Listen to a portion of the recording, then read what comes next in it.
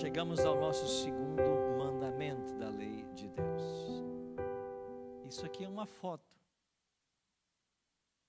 Eu tirei essa foto do alto do Sinai. Aqui nós estamos no topo, e essa luz que você observa pela cadeia de montanhas, são 2 hotéis que existem lá no vale. E pouca luz tem nos hotéis, né? Mas a escuridão é tamanha que a luz que irradia desses 2 hotéis vem chegando pelas montanhas ali, ó, com a força tremenda. E aqui um céu totalmente estrelado. A gente, quando sobe o Sinai, a intenção sempre é ver a noite lá em cima e depois ver o nascer do sol. Então a gente começa a caminhada por volta das 11 da noite. A gente descansa, às 11 da noite, começa a caminhada, vai chegar lá em cima umas 4 horas da manhã, e aí você curte um pouco ali à noite ainda e também vê o nascer do sol. Tem opções, você pode ir caminhando, pode alugar um camelo. A gente estava mais ou menos umas 150 pessoas ao todo, porque são várias excursões que vão chegando nos hotéis e na hora de subir, todo mundo começa a subir juntos. E eu disse, eu nunca tinha feito o trajeto, né? Mas eu queria ser o primeiro a chegar lá. E eu fui e falei com o nosso guia, né? Um beduíno, e disse, eu quero ser o primeiro a chegar, então você vai caminhando com a gente aí, para a gente ficar mais à frente desse povo todo. E ele disse, pode deixar. E aí quando faltava ali, quem sabe uns 500 metros, ele disse, a gente tem que acelerar agora para sermos os primeiros. E de fato nós fomos os primeiros a chegar lá em cima. E quando eu cheguei lá em cima, eu estava sozinho, né? E eu fiquei olhando para esse céu estrelado e pensando, um dia o servo de Deus Moisés estava aqui nessa região e recebeu aqui as tábuas da lei. Que acontecimento importante na história do cristianismo. É uma experiência extraordinária. Quando o dia estava amanhecendo, eu bati uma outra foto. Essa é uma foto do dia amanhecendo no Sinai. Aí a gente vê o nascer do sol, fizemos as gravações que tínhamos que fazer e depois nós descemos. Foi nesse monte que Deus passa 40 dias com um homem. E ali ele entrega, ele escreve, né? O texto diz assim, tendo acabado de falar com ele no monte Sinai, deu a Moisés as 2 tábuas do testemunho, tábuas de pedra escritas pelo dedo de Deus. Foi o próprio Deus quem escreveu os 10 mandamentos e entregou a Moisés. É significativo o fato de ter sido Deus quem escreveu e ter sido escrito em pedras. A ideia é, a lei do Senhor é eterna, ela jamais passa. É verdade que a lei de Deus não se origina aqui, né? Tem que estar muito claro para a gente que a lei de Deus sempre existiu. A lei de Deus é a base do seu governo. A lei de Deus é eterna. Então ela sempre existiu e sempre existirá. O que acontece no Sinai é a transcrição da lei. De uma lei que já era conhecida e era passada de forma oral de pai para filho. Se você estuda o Gênesis, você descobre ali vários mandamentos. O 4º mandamento você já descobre no 2º capítulo da Bíblia, quando diz que Deus criou todas as coisas e descansou no 7º. Ali estava o 4º mandamento. No capítulo 4, você tem o primeiro homicídio da história, quando Caim mata Abel. Ali está o 6º mandamento, não matarás. Ainda em Gênesis, Deus pune Faraó, porque ele tomaria a esposa de Abraão para si. Ali já estava o 7º mandamento, não adulterarás. Então todos os mandamentos já existiam, mas porque o povo estava escravo 4 séculos, para que eles não se esquecessem, então Deus levanta Moisés como grande legislador. e ele é o responsável por receber e transmitir ao povo as 10 palavras, como também são conhecidas. Moisés recebe as tábuas da lei. Chegando lá embaixo, ele encontra uma cena de idolatria, e essas primeiras tábuas são quebradas aos pés daqueles idólatras. Depois que os idólatras são consumidos, ele volta ao monte por orientação de Deus, lavra 2 pedras, agora ele lavra, escreve mais uma vez, e estas segundas tábuas da lei, futuramente dentro da Arca da Aliança, que havia sido preparada para recebê-la.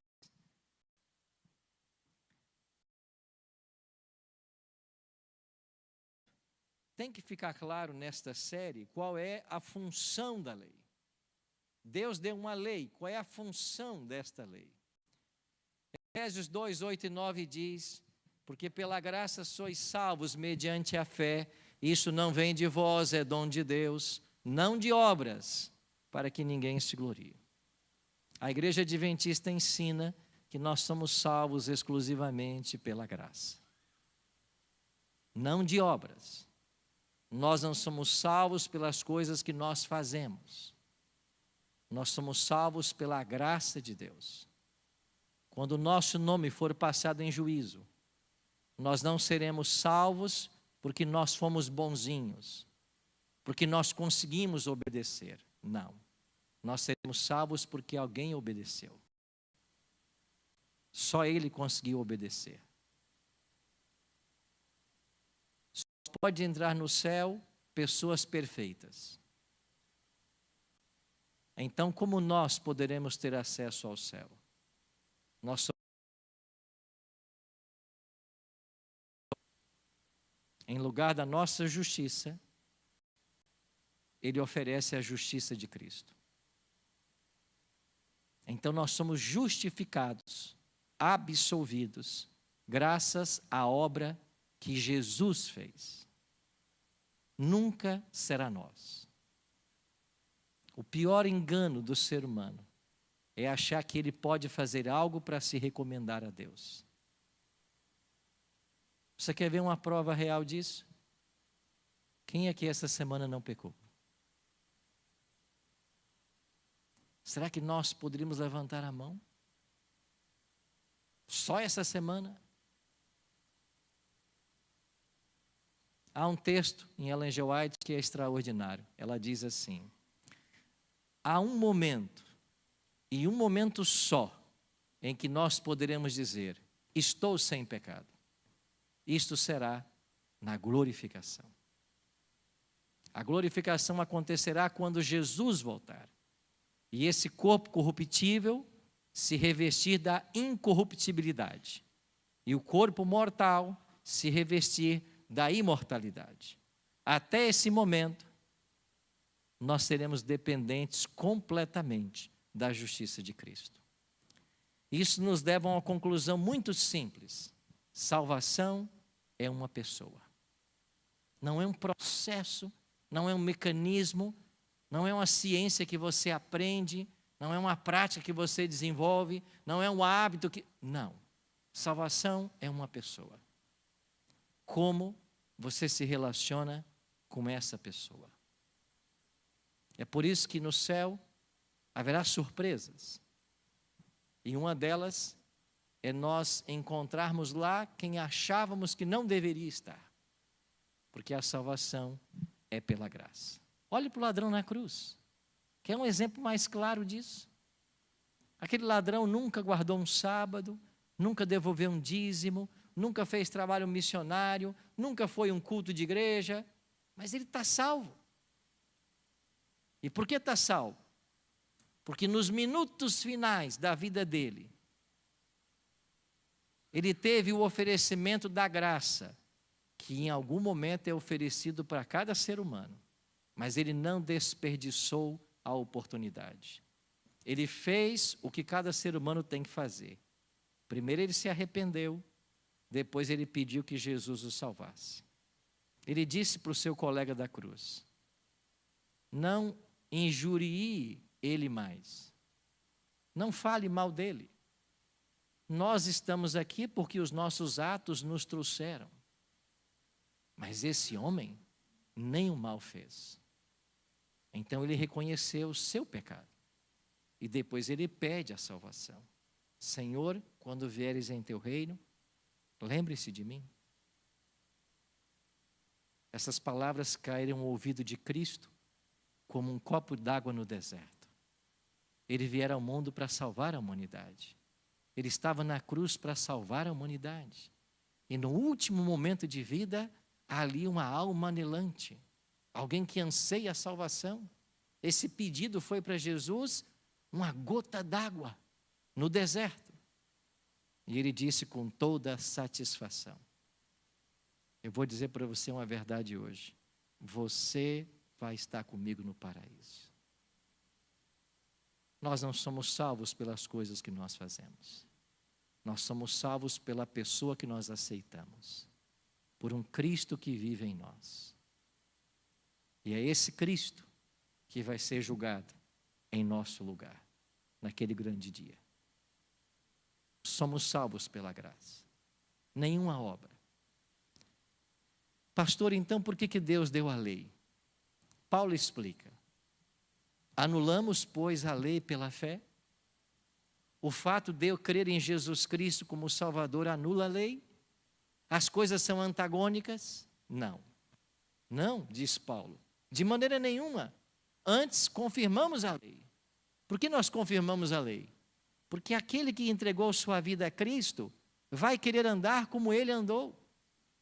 Esse mesmo Cristo disse em João 14,15: se vocês me amam, vocês guardam os meus mandamentos. A gente não guarda para ser salvo, a gente guarda porque ama. É como uma pessoa quando pede você alguma coisa e você ama muito essa pessoa. Você faz porque você ama, não importa o preço que você tenha que pagar. Você faz por amor. É assim que funciona com Deus. Paulo diz também assim: que diremos, pois? É a lei pecado? De modo nenhum. Mas eu não teria conhecido o pecado senão por intermédio da lei. Pois não teria eu conhecido a cobiça se a lei não dissera, não cobiçarás.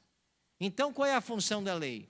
É mostrar o que é errado, mostrar o que é pecado, para que eu não viva no erro, para que eu não viva no pecado. Essa é a função da lei. Agora, além de mostrar o que é pecado, a lei tem outra função.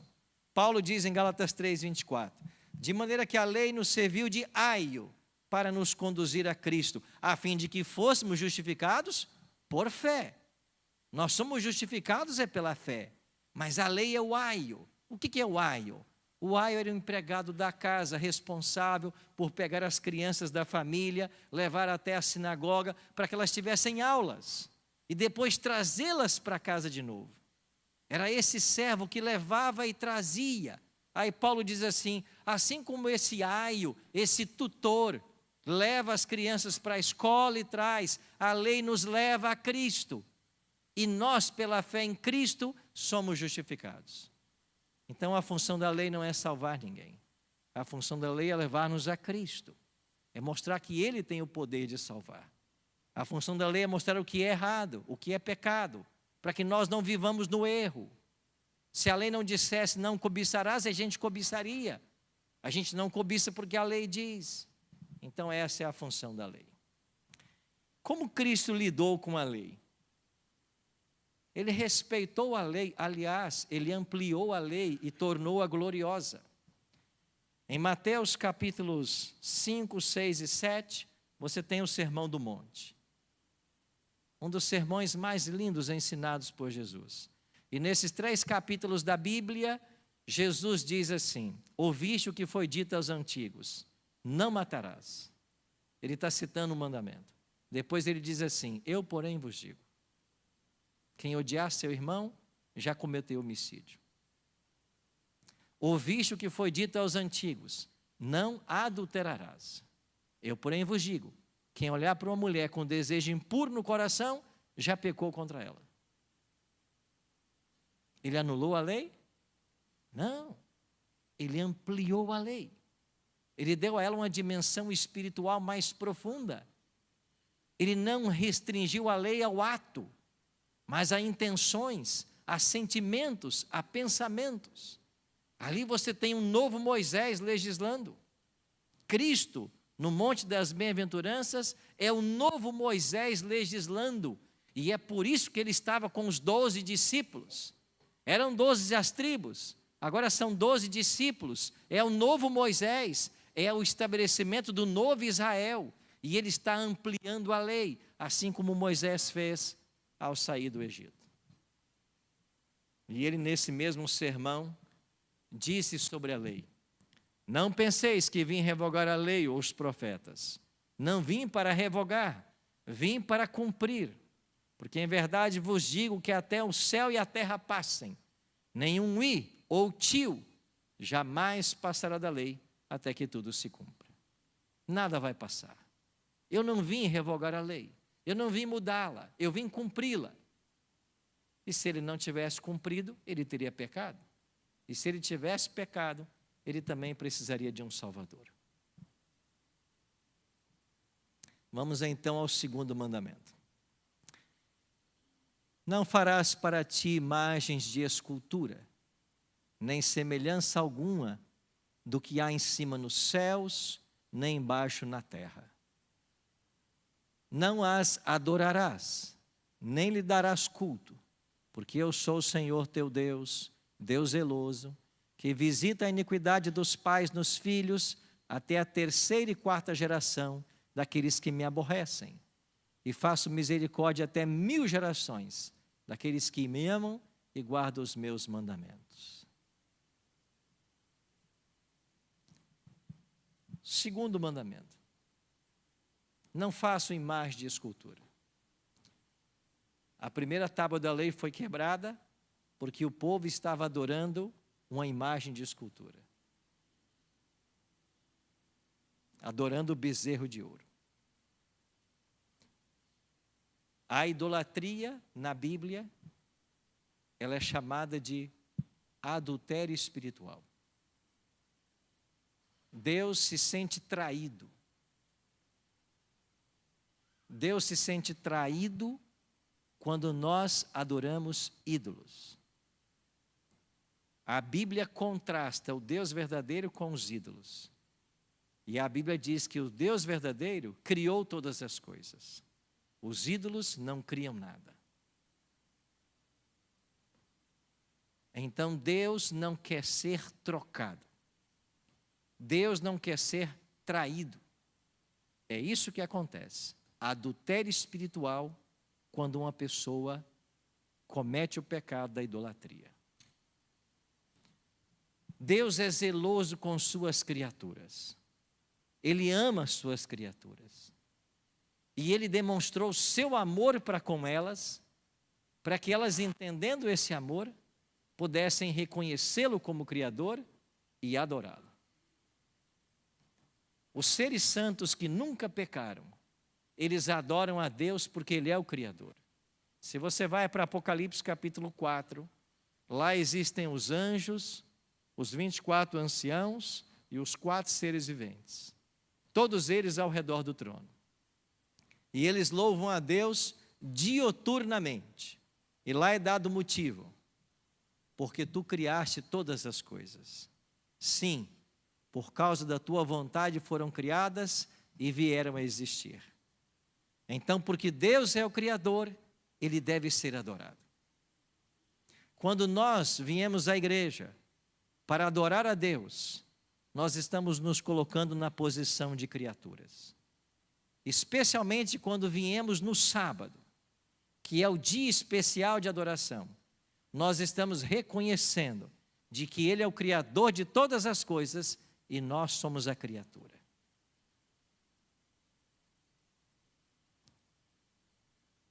O pecado surgiu no universo, porque um dia um anjo quis receber a adoração que não lhe era devida.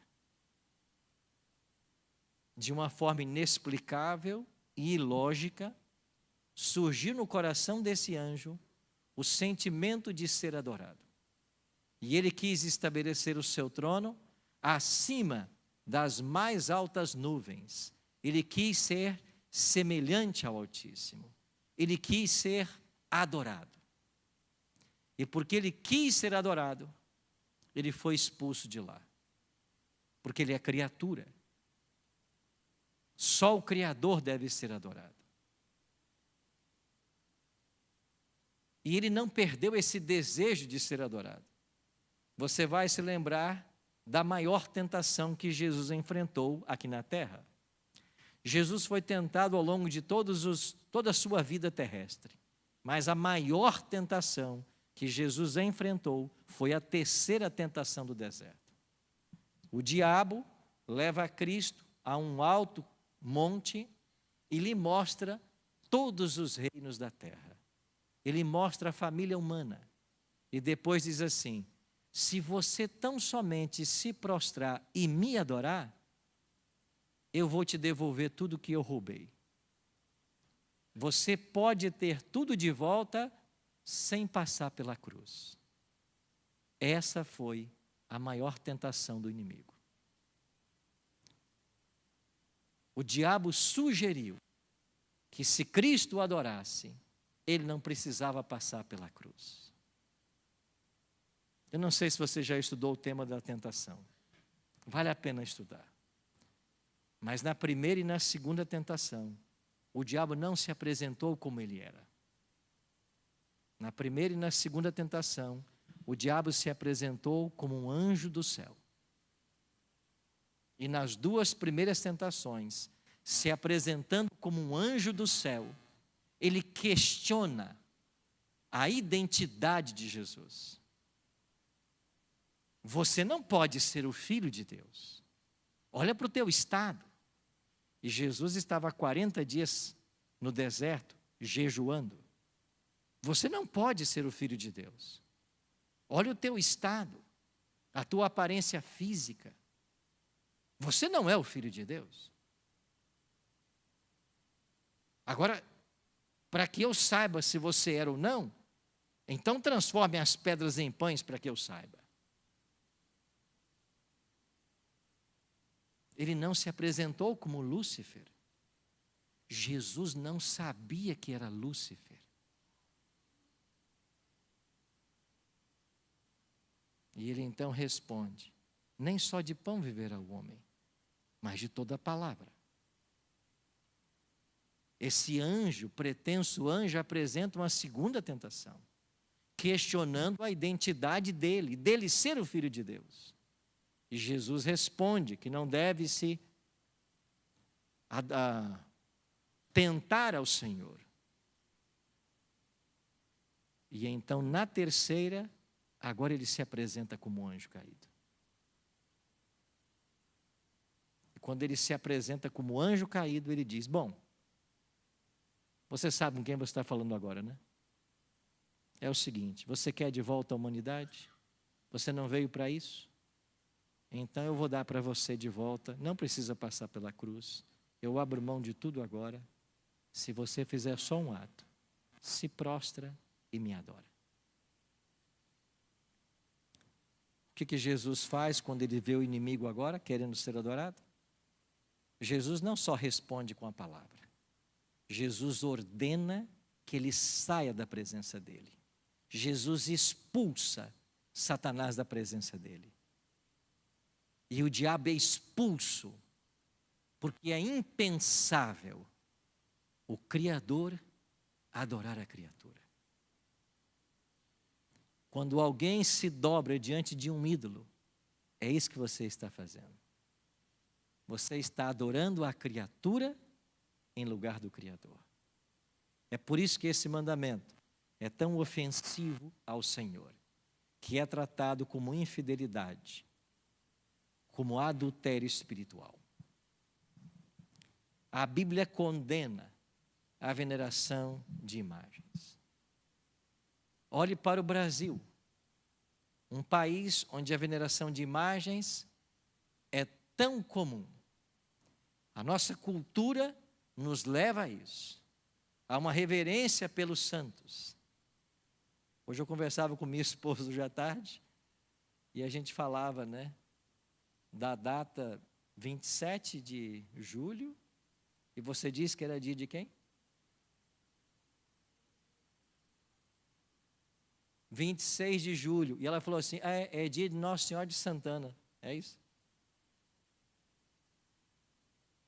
A gente carrega isso. É dia do santo tal, da santa tal. Nós que fomos católicos um dia temos isso. É dia do santo tal, do santa tal. E esses santos, eles estão num panteão para nós. Muitos desses são adorados e idolatrados. As pessoas rezam para esses santos, oram para eles, oram para essas imagens. Se você vai ao Vaticano, você vê lá a imagem do apóstolo Pedro, e o pé dele é um bronze polido, de tanta mão que passa ali e toca no pé dele. Eles estão buscando energia, poder espiritual do pé do apóstolo. Se você vai a São Tiago de Compostela, lá você toca no ombro de uma imagem de São Tiago. Até eu entrei na fila para tocar também. É tão empolgante o negócio que eu também vou tocar para ver se acontece alguma coisa. E aí você sobe ali numa escadaria e lá está o santo e você toca no ombro dele, assim, esticando a mão. E o dia inteiro é fila, fila, fila. O povo é ensinado a isso, a prática da idolatria. E essas pessoas que fazem isso são pessoas sinceras. Eles só aprenderam da forma errada. É por isso que nós temos um compromisso muito grande de ensinar para as pessoas, a tempo e fora de tempo, o que é certo e o que é errado. Porque tem muita gente sincera por aí, mas que está fazendo a coisa errada. Alguns dizem assim, pastor, esse mandamento proíbe o uso de qualquer escultura e até pinturas religiosas, porque eu já fui questionado com os meus slides. Pastor, o senhor coloca a imagem de Jesus, isso é idolatria, não pode ter a imagem dele no slide. Bom, deixa eu ler 2 textos para acalmar a sua consciência. Primeiro deles, Êxodo 25, 17. Aqui Deus ordenou Moisés que fossem feitos 2 querubins de ouro batido, e eles fossem colocados sobre a arca da aliança. Lembra dos 2 querubins acima da arca da aliança? Eram 2 imagens de 2 anjos de ouro batido. E por que o mandamento diz, não farás para ti imagem de escultura? Porque o problema é como se usa a imagem. O mandamento diz, não as adorarás. Os anjos não foram feitos para serem adorados em cima da arca da aliança. Eles foram colocados ali para representar a santidade do local. Assim como a arca representava o trono de Deus, o trono de Deus é cercado por anjos. Um segundo exemplo. Em Êxodo 26, Deus instrui Moisés que vários anjos fossem bordados nas cortinas do véu que separava o santo do santíssimo. Uma imagem do que há no céu. Mas esses anjos bordados na cortina não eram para ser adorados. Ninguém chegava na cortina e se prostrava diante do anjo e adorava. Eles apenas lembravam a santidade do santuário. Era uma linguagem que Deus estava usando imagens para fixar conceitos. Isso é muito diferente do que acontece hoje, quando se ensina a buscar, reverenciar e orar aos santos. Então, ilustrações de personagens bíblicos, incluindo Jesus, seres angelicais, são aceitáveis quando não destinados à veneração e quando não desvirtuam o caráter do respectivo personagem.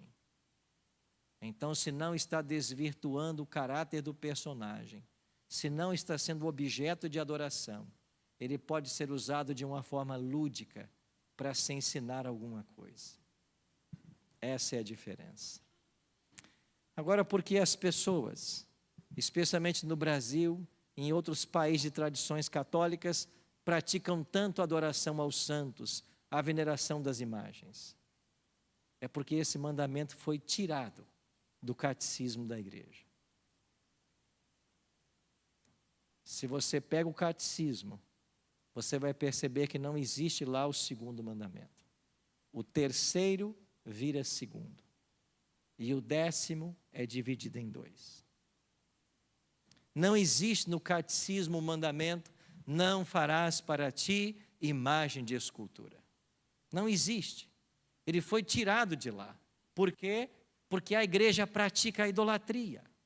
Ensina os membros a idolatrarem.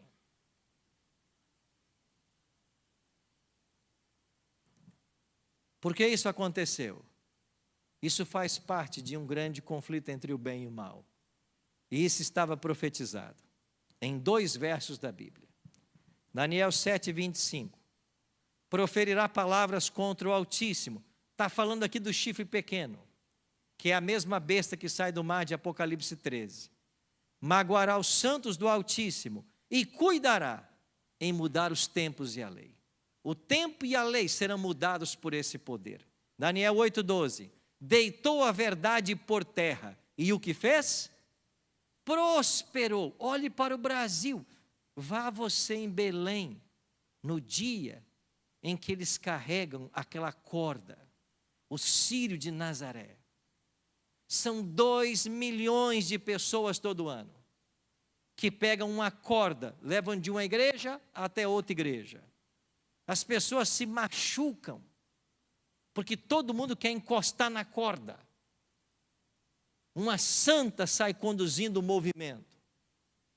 Vai um dia em Nossa Senhora, em Aparecida, em São Paulo. As multidões estão ali no dia 12 de outubro para adorar a santa. Agora, nos Estados Unidos, eu conheci uma igreja que eu não conhecia ainda, que é a maior igreja católica da América Latina.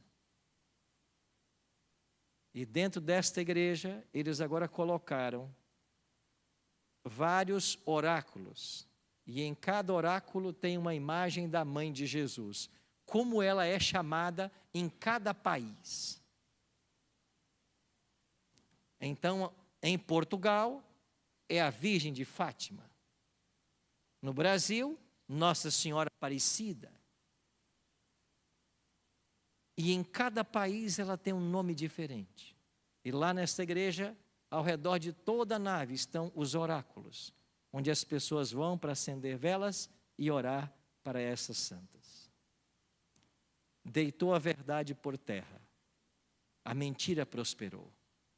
As pessoas entram na igreja, adoram as imagens, às vezes as imagens vão passando de casa em casa, de lar em lar, às vezes há a procissão se carregando a imagem.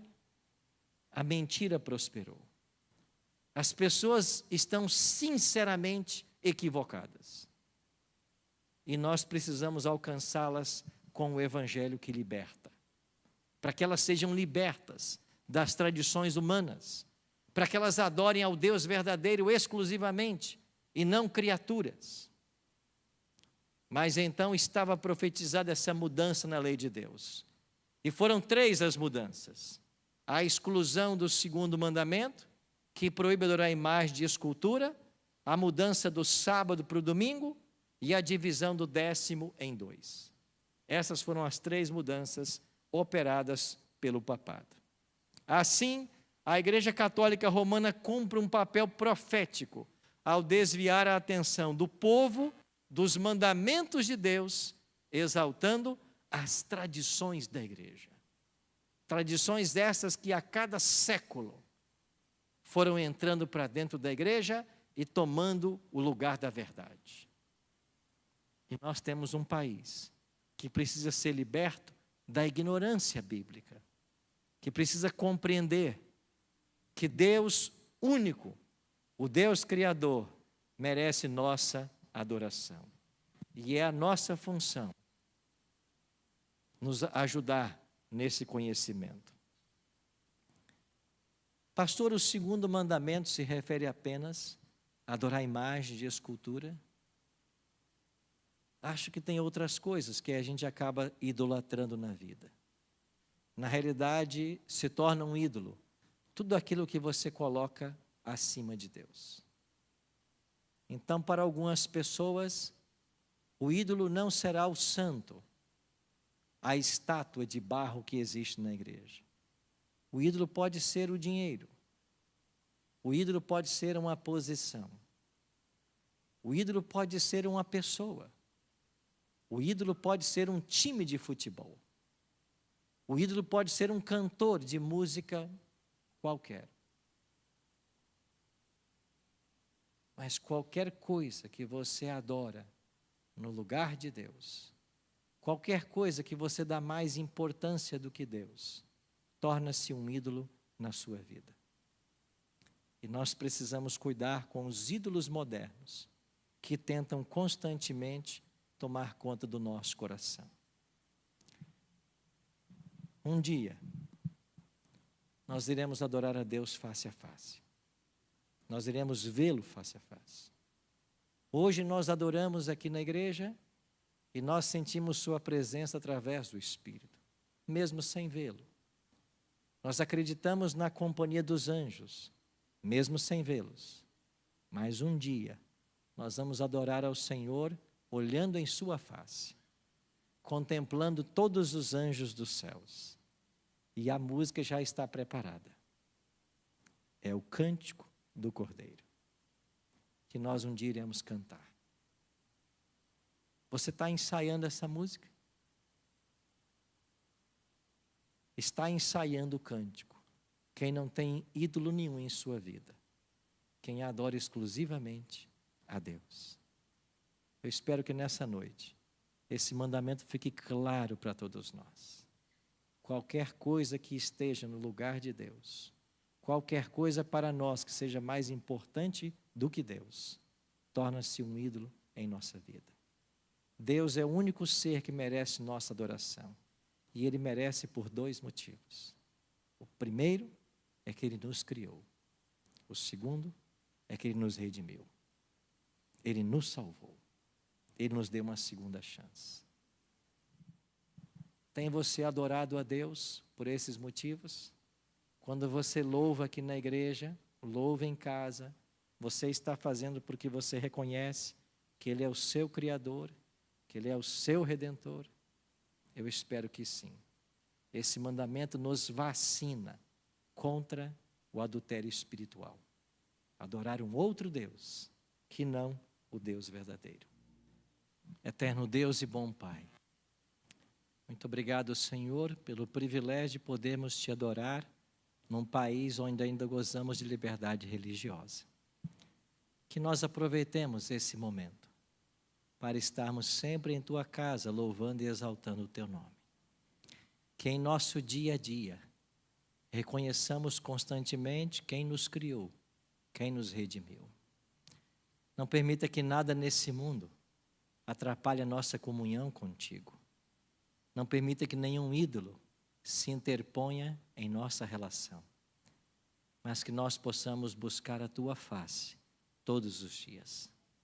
Nos ensina, Pai, a andar com o Senhor, assim como Enoque andou.